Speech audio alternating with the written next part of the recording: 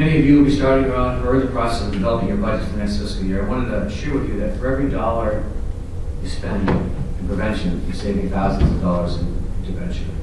And many folks say, well, can't we just focus on a profile of what a school shooter looks like? But you can't, because then you have 44% on average of your school body, because the profile for a school shooter is a Caucasian male age 11 to 23. That's all that's built for a profile for a school shooter. But there are many red flags or warning behaviors. When placed together, they may help determine how far along the spectrum, which we've heard about from the previous speakers.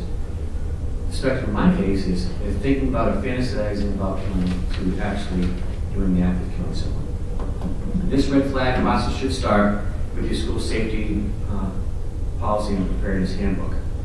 The policy should be heavily weighted on behavior-based with well-defined behaviors. If the student triggers a red flag, he or she should be subjected to a screening process. And really considerations we've heard from the experts, which I found very enlightening, that schools should talk about eliminating their zero tolerance policies.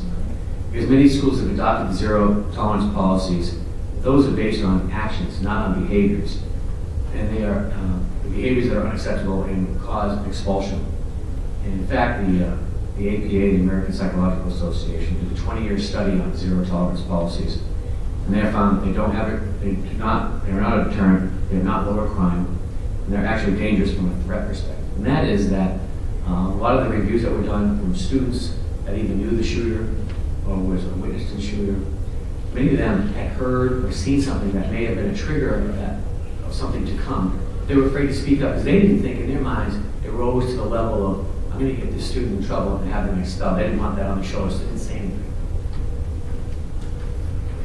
But we must be vigilant in our pursuit of information. According to the Department of Justice, the FBI, and the Secret Service, there's almost always leakage to every event. In fact, in 80% of the school shootings, there was at least one person, there was another student, a sibling, or an adult, that saw some type of a warning that had they said something to somebody, maybe it could have been prevented. 66% of the cases, two or more people, whether it was something they saw on Facebook or they were talking about, or they saw some doodle written on a book. In a review of the review panel of the Virginia Tech shooting in April 2007, during his junior year, Sung Hao Cho's warnings of mental instabilities were fairly well known throughout the campus, from a couple different teachers, from a couple different departments, but no one connected the dots, and that's where the problem lied. Everybody knew individually, but there was no central place to get this data. It's almost like the old Buddhist principle of taking 3 blind men and asking them to describe an elephant. First, the blind man is led up to the elephant, and he describes the elephant as being flat, leather-like, almost like a blanket.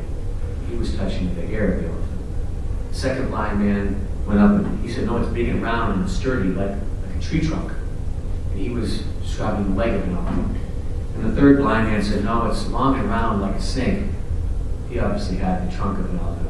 But only when the descriptions were aggregated can one get a good idea, a picture, a description of what an elephant seemed like. And that's why it's so important to connect the dots. And the Senate Bill 1160, which is our big bill, moves in that direction to connect those dots. So we think that we have the basic reporting already in place by passing some bullying legislation several years ago, but it just needs to be expanded upon. When we have the ability to connect the dots, one person collects all that data from the various persons or entities that push it through. And if you look at the State of Connecticut School Safety Plan, that's taking all the local officials, police chiefs, fire marshals, school officials, administrators. If you go from one school, elementary to an intermediate school or to a middle school, carry forward that information about what you're dealing with. Because it's like a snapshot in time, each individual thing. We call it the ball in the air incident. So if I took a ball and I threw it up in the air, I took a picture of it. I looked at the picture. By looking at that picture in of itself, I couldn't tell if the ball was going up or the ball was coming down. The only known fact would be, I know that ball's going to come down. So if we did a risk assessment on that child, based on that incident that happened, 99% of the times that child on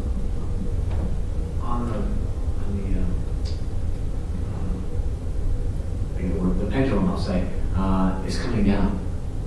But that 1%, that's the one we have to be careful of. That's the one we have to watch out for. And only through connecting the dots we'll be able to find that student and do something about it. Well, how do we do it? What do we watch for? Well, the FBI said that over 75% of the school shooters say bullying is the motive to their actions. So if we look for students that we know are being bullied or cause of bullying, we look for students that have depression with suicidal tendencies. And lastly, access to weapons. Combine those three things, it's deadly. You can stop any one of those things, you can certainly make a difference. Basically, if you see something, say something, connect the dots. Well, many discussions, items I've talked about don't take place until January 2014. The legislature didn't want to wait that long for schools to start on their securing their facilities with some infrastructure and some school security. So we resurrected a program back in 2007. It's a school safety competitive grant, and we bonded $15 million for it. $5 million of that bonding was awarded this year. Next year we will have 2 rounds of additional $5 million each to help those different municipalities secure their schools a little bit better. And it will be up to the schools to determine what kind of improvements they wanted to do, but we will be setting out standards that will be developed by January that you may want to take a look at. Line your grant request up with some of those standards so you have a better chance of getting that funding. And lastly, we became aware of a federally funded grant during our presentations that schools could apply for several years ago. And as a result, it became known to us that the Westport public school systems is one of the nation's best, according to the schools and security experts. So rather than reconnect the dots, we've asked Westport for their plan. And their plan basically emulates what we want to do across the state in connecting the dots through their school safety climate program. And so I have a handout there that has that link on the website. Feel free to take that, and that's their policy that they have in their school districts. And that's something that the state wants to pursue in that direction because the national experts said, you guys have one school system in your own backyard that has a great program, and they are connecting the dots to Westport. But from my perspective, it was an honor to serve on the committee.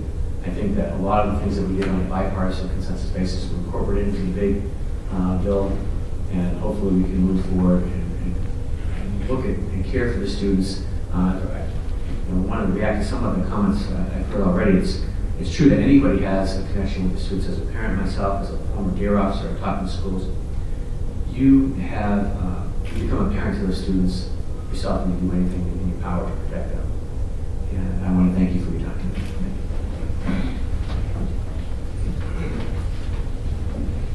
Thank you, Kevin. For the last 3 years, David Alba has been doing research in the area of school safety.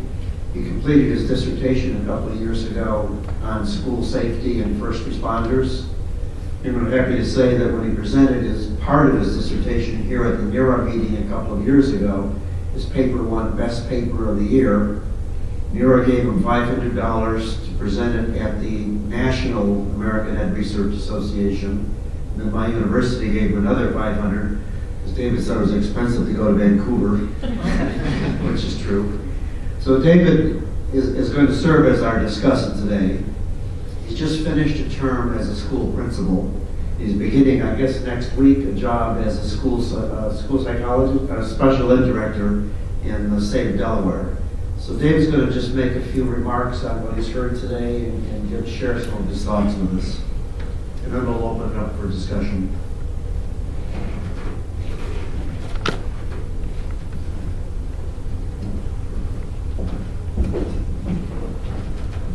About 6 months ago, NERA approached Bob and I to come up with a distinguished panel.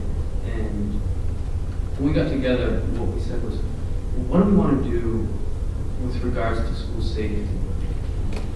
We're going to be presenting in Connecticut. It's very close to the Sandy Hook tragedy, and still very near and dear to everyone's heart. So we looked at